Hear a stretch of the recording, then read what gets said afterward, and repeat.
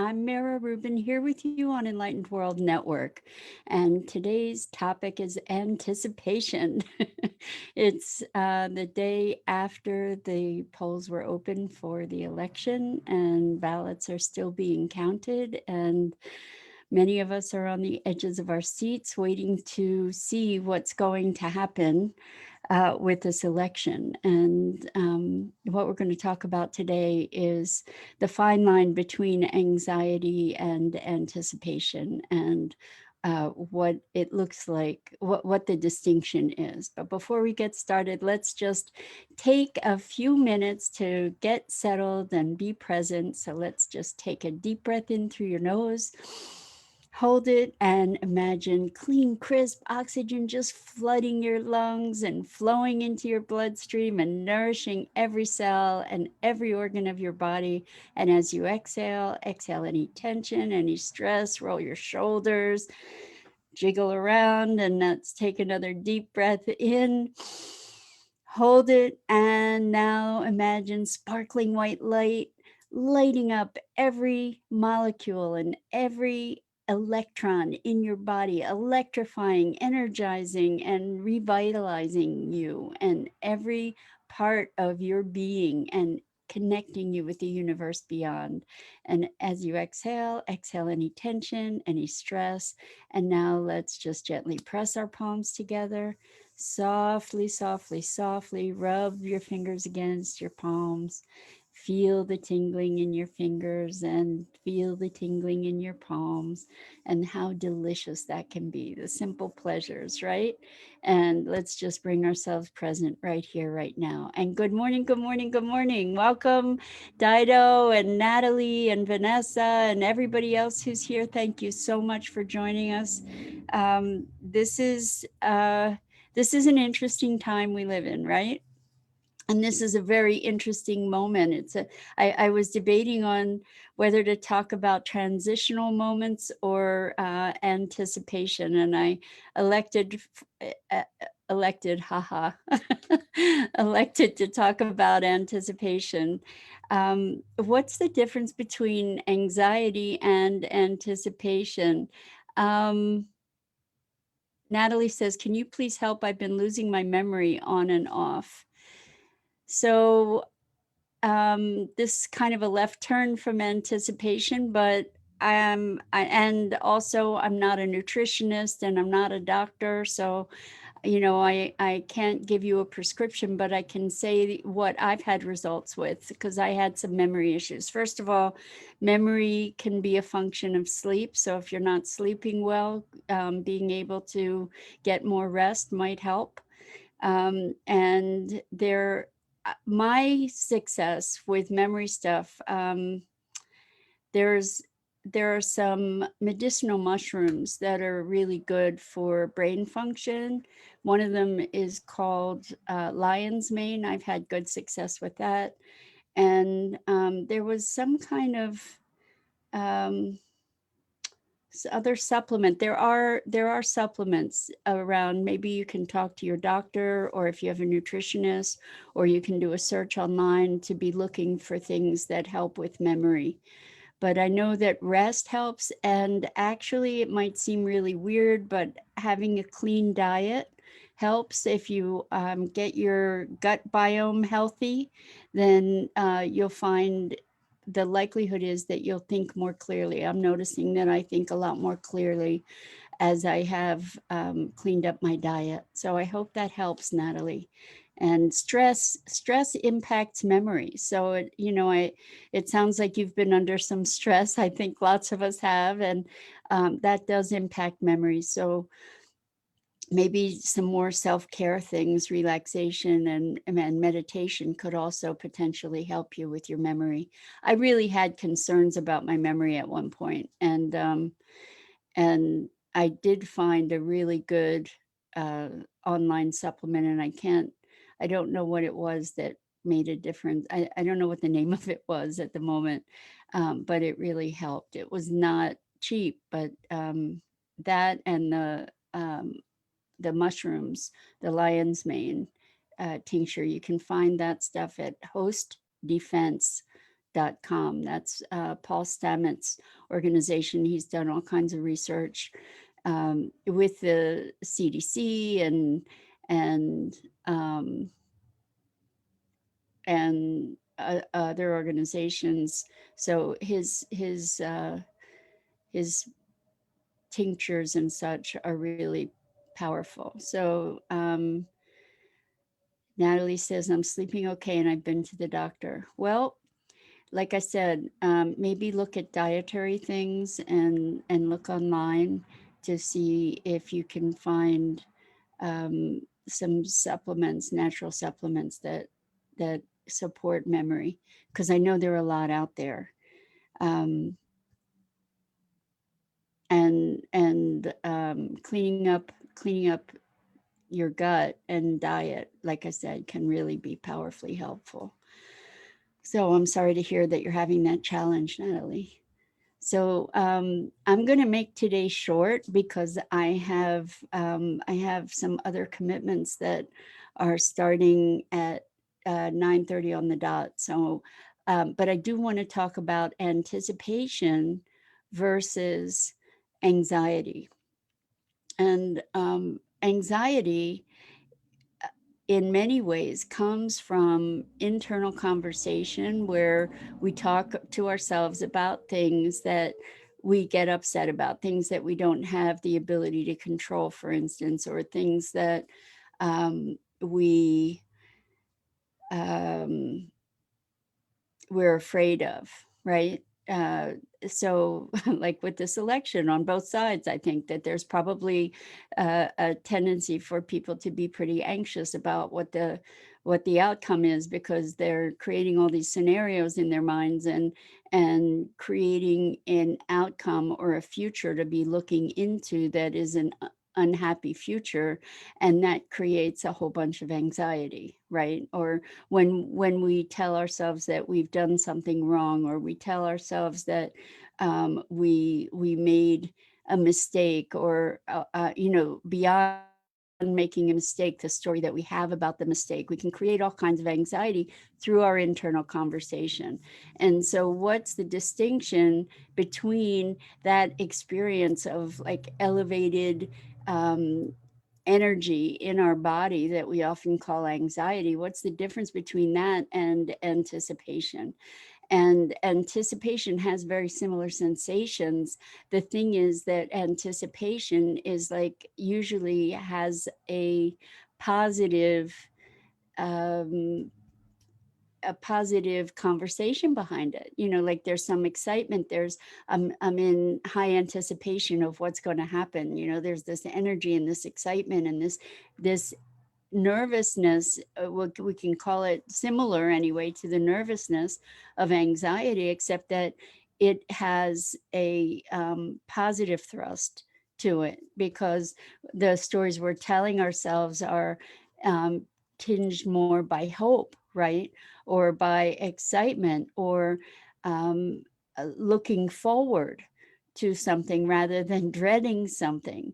And the essence of the difference is the internal interpretation and the internal dialogue, right? So the interpretation is, if we have a negative interpretation, then we're going to have anxiety as we project forward into that negative future, right?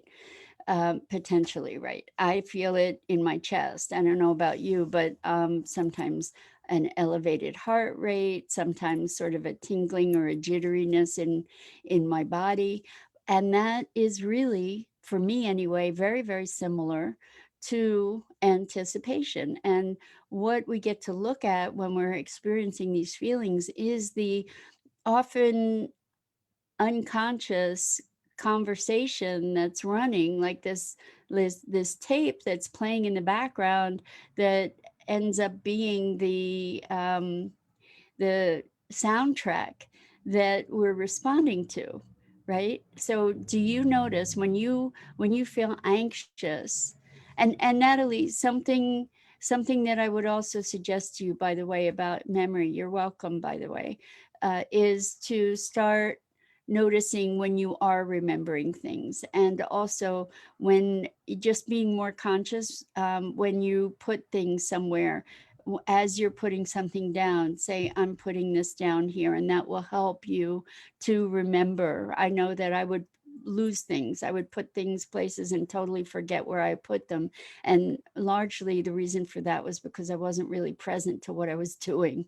And as I deliberately brought myself more present and was more deliberate about where I'm putting things down, for example, and being present to my activities, then my memory also was better because I was more present, I was more alert. So it's hard to remember things when we're engaged in them and then we're not fully present to them. So that's like being distracted. So actively, consciously putting our attention on things. Maybe we'll do a whole conversation one day on memory, because that's a great idea, I think, Natalie. Thank you for that. So we're talking about internal conversations. So, and how we've talked about this a whole lot of times before, how we create our physiological state and our emotional state largely through our internal conversation.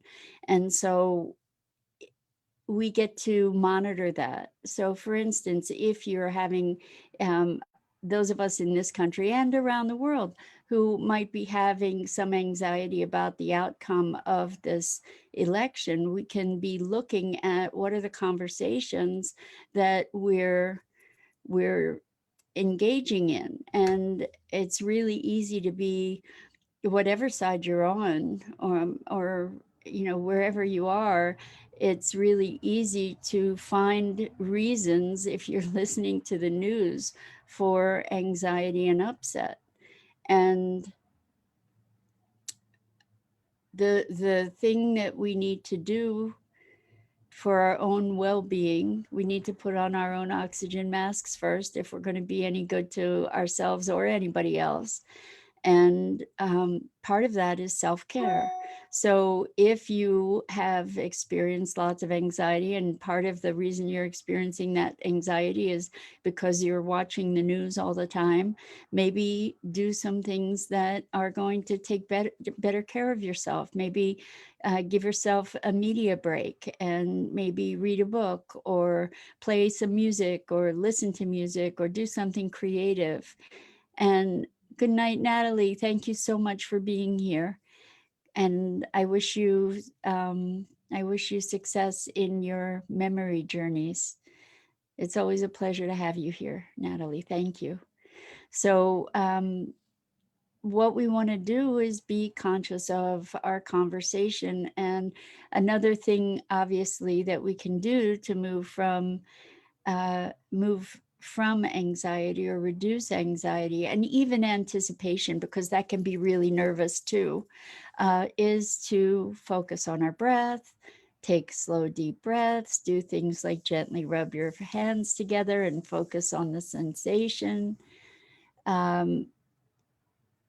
Take a warm bath, whatever it is that feels nurturing to you, because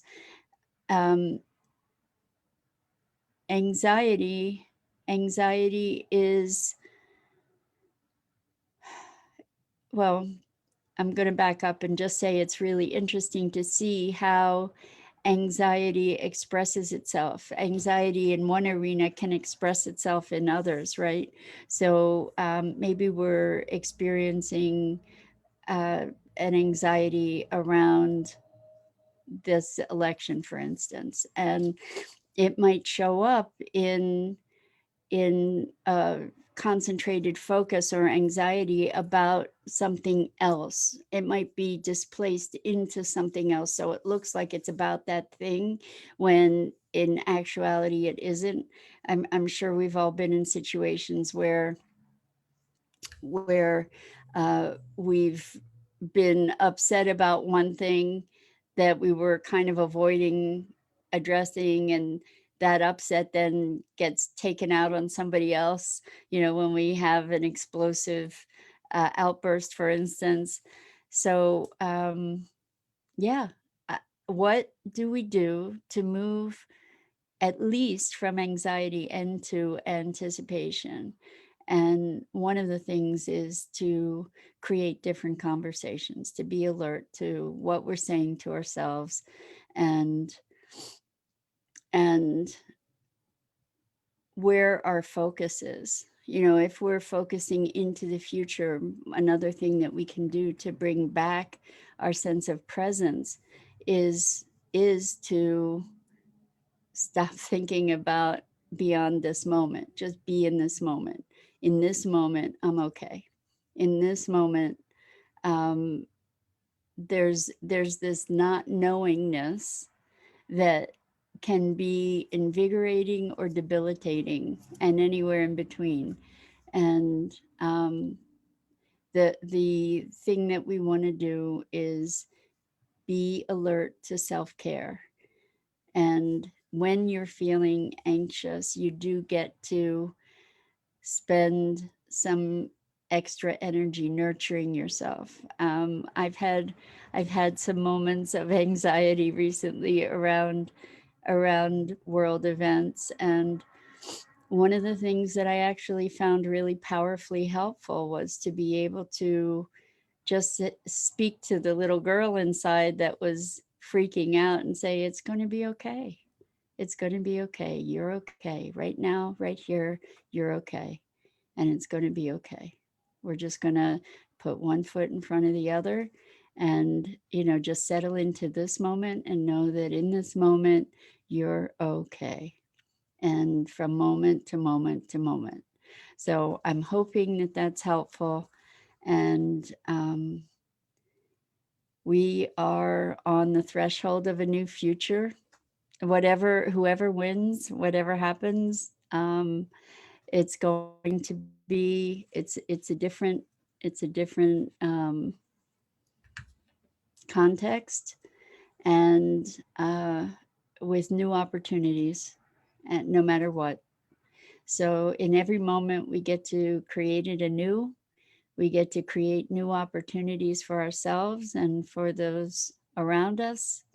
And uh, let's just welcome the future, however it unfolds, with a deepest sense of connection to the perfection of it, even if it doesn't look that way.